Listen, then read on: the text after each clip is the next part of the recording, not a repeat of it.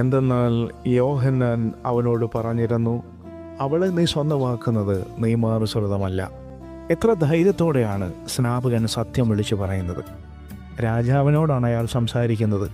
എന്നിട്ടും അദ്ദേഹത്തിന് ഭയമില്ല.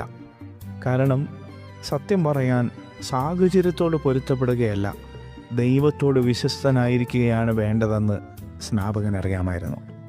യോഹന്നാൻ പറഞ്ഞത് സ്വന്തം അഭിപ്രായമല്ല, ദൈവിക നിയമങ്ങളാണ്.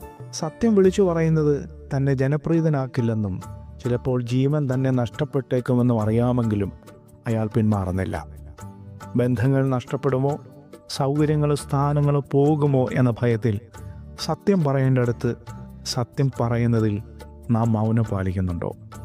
സത്യം പറഞ്ഞവൻ കൊല്ലപ്പെട്ടെങ്കിലും അവൻ്റെ സ്വരം ഇന്നും നിലനിൽക്കുന്നു.